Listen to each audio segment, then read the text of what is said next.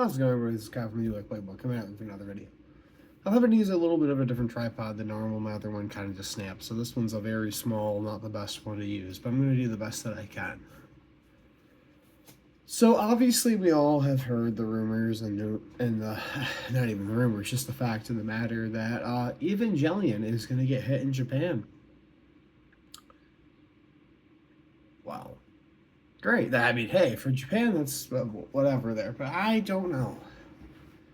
I really don't know right now if that's going to be the most appropriate thing here in the West, in North America in particular.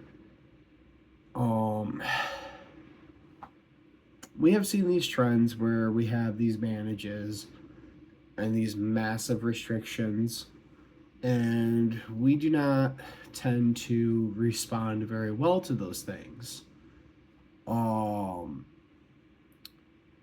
Prime example of that would be, let's look at Dragon Ball Fusion World, everybody.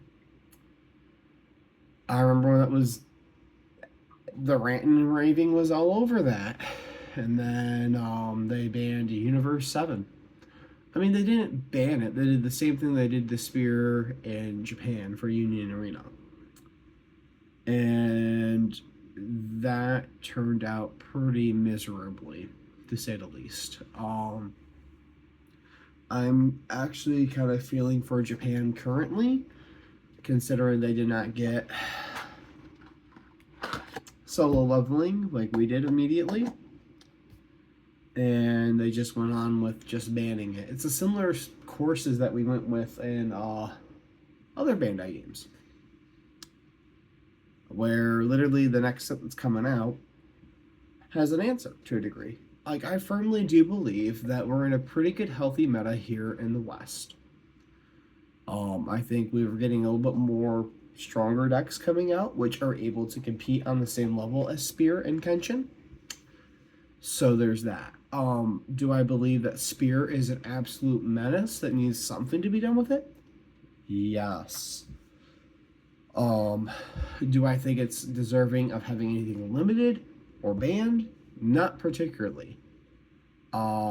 We have seen this in Digimon, Dragon Ball Masters, Dragon Ball Fusion, so many other card games that Bandai has come out with, or Bandai, if you want to call it Bandai. I think that's the correct term.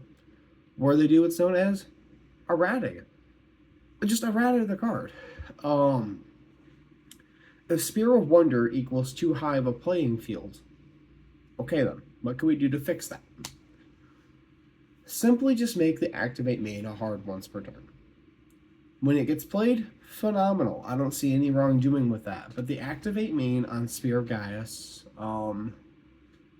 is a stupendous effect that leads to combos, board flooding, monster, multitude of draw. That if it simply just said Activate main hard, and it would be once per turn hard. Once per turn during your turn, you may activate this main ability. Make it like a hard once per turn, right? The deck would still be functional, even at, 4 special, 4 Asuka. Still functional. However, the effects of being able to constantly do it would stop. And that would make the deck a little bit more fair for a lot of decks. Again, though, like I said, I do think that there are some decks that have come out from solo leveling and coming forward that can do pretty well into Spear. So I don't know even if an errata is necessarily needed, or even a restriction list, because again, Bandai is a company, number one. They have seen the issues with Dragon Ball Fusion World, where they used to have sold out events. They can't even get that anywhere near close to their cap. And a lot of people are like, well, it's not so popular. It's like, oh, it was very popular, but you pissed off the wrong community. When you have multi-$1,000 cards, well, not cards, but people that have invested thousands of dollars into a deck, hundreds of dollars even into a deck, for the deck to basically be like, oh, I might as well just throw this into my paper shredder because you limited me to one of each of these cards. Totally not okay. Totally not okay. Now, granted, thankfully, in this retrospect, yes, there are alternatives that you could play here in the West for Spear. Similar to the same thing with Yellow Eva. That 2-drop Ray. Okay, if you're just really looking for something to nullify impact, you just play the 4-drop Ray. I don't know. But I do not think currently we're going to see anything coming up in the ban list just simply because over in Japan, they don't have access to solo like we do, number one. So feel bad for them there for not having the data like we're going to have the data here first.